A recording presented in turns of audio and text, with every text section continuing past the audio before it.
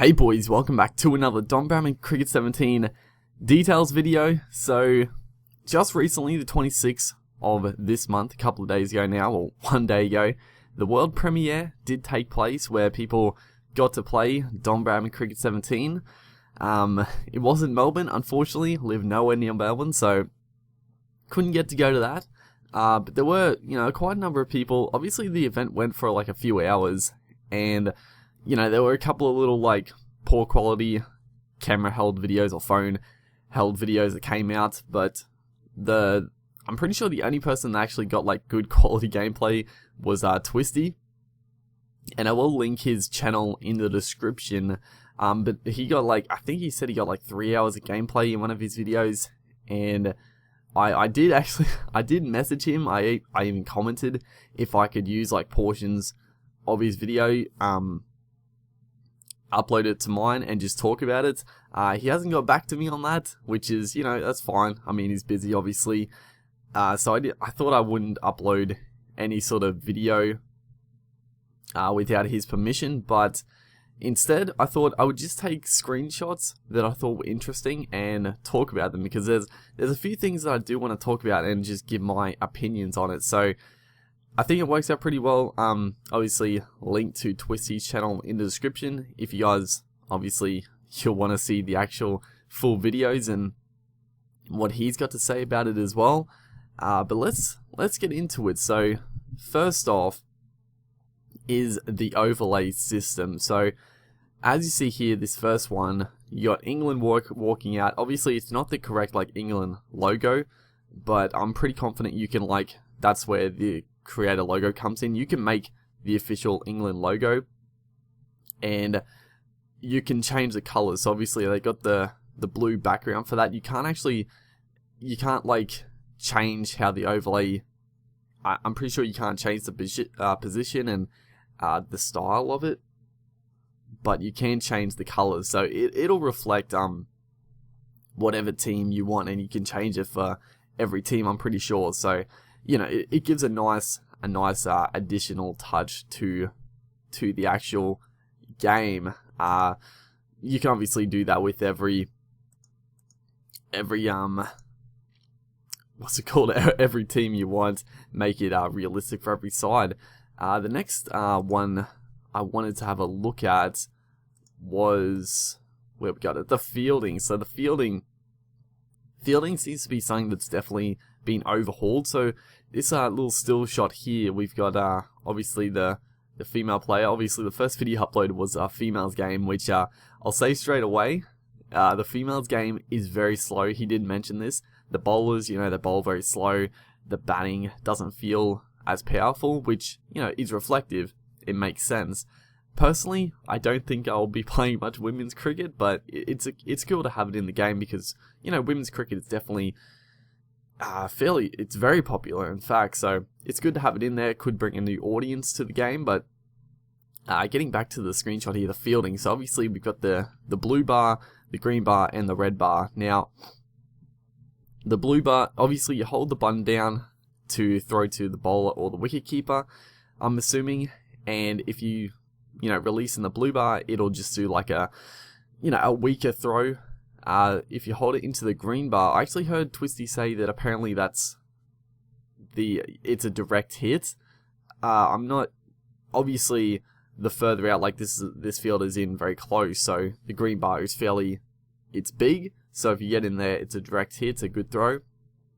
And obviously if you get in the red bar, then it's a poor throw. And obviously if you're on the boundary, the green bar will be very, very tiny. If you watch the video, you'll see a few instances where you can just see the green bar. So there's not going to be too many boundary throws hitting the stumps, which is nice. Next up, it sort of relates to the fielding, if we can get to it. Yeah, this one here. So the relay fielding. This is something that it happened a lot, and as you see, the player fields it at mid-on there, throws it back to that fielder at mid-on, and it's a cool little addition. It's good, because obviously throwing from boundary, it could be quicker to do a relay fielding thing, but the one thing I noticed is that it happened like a lot. Like even when you're like close to the stumps, if there was like a fielder in the way, it would always go to the fielder. Now I'm not sure. I'm assuming there's probably going to be like a separate button. I don't think he talked about this, but I'm hoping that there's going to be like a separate button to do a relay throw, or you can just throw to the bowlers or the keeper's end, because it happened like a lot where they were like really close and they were still throwing relay throws. So hopefully there's going to be some sort of, option to either relay throw or, throw it just to the keeper's end, which will be, more ideal, I guess.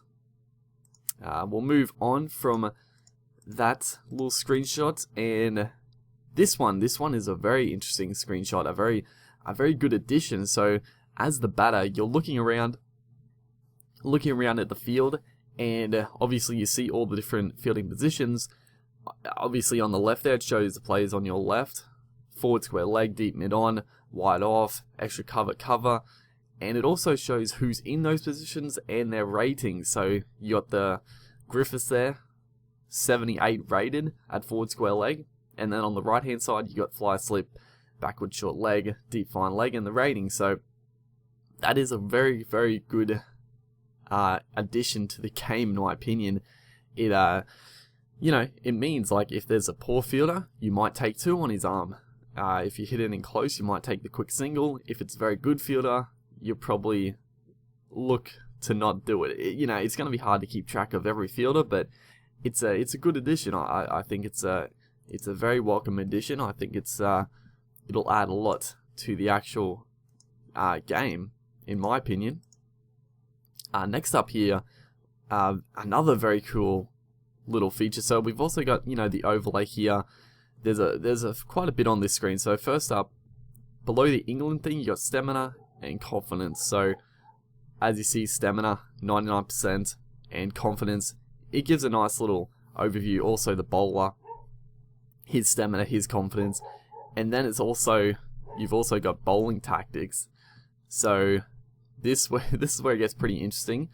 The inner fielder positions, slips position, and wicketkeeper position. You can change all these. You can put them up close, you can put them normal, or up to the stumps. I think there's three different things, which is awesome. You can actually put the keeper up to the stumps. You can put the slips closer if the ball's not carrying through enough, or maybe you can put them deeper. I'm not too sure if it's like a pretty quick pitch, I guess.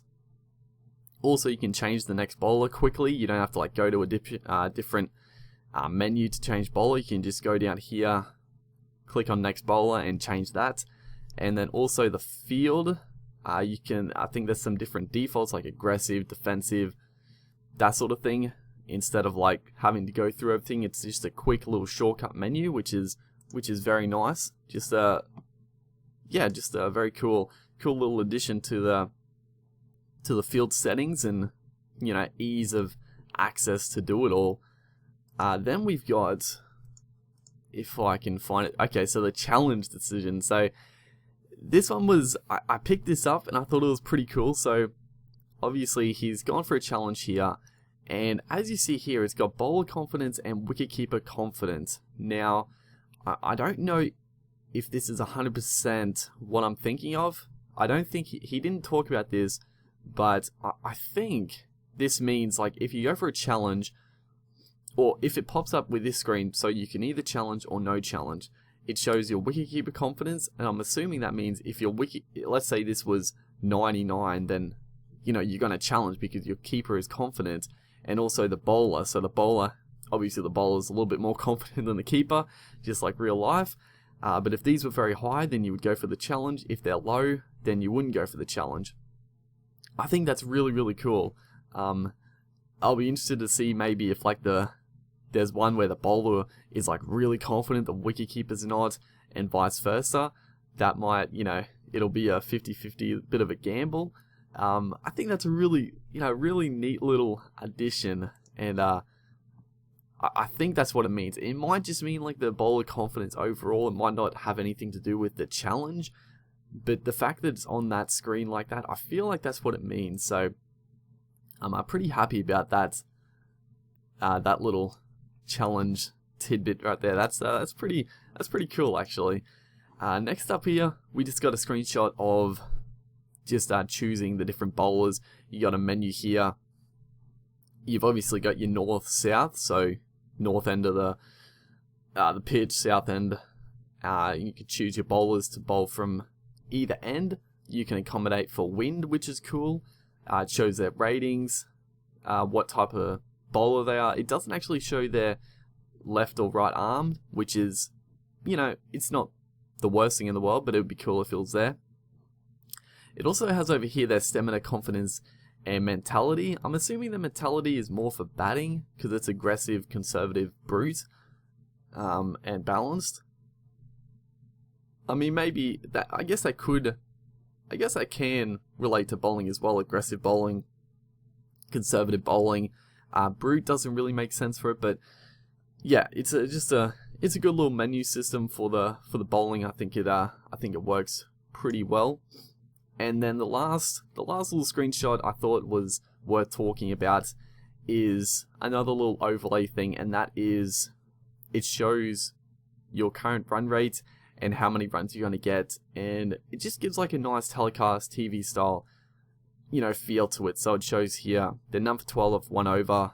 At their current run rate, they're going to get 60 runs because it's a 5 over game, I'm pretty sure. At 14 and over, they'll get 68, and it keeps going up, which is cool. And hopefully, it shows up a fair bit during the game, or maybe during the later sections of the game it'll show up. And yeah, so this is just a little detailed analysis of some things I thought were pretty interesting from the first video coming out of the world premiere. Twisty has like heaps, like I said, like 3-4 hours of gameplay, so there'll be a lot more info coming out over the next few days. Hopefully you guys enjoyed. Obviously go check out Twisty's channel for the actual videos and seeing the game in action. But yeah, hopefully you guys enjoyed, and I'll see you next time.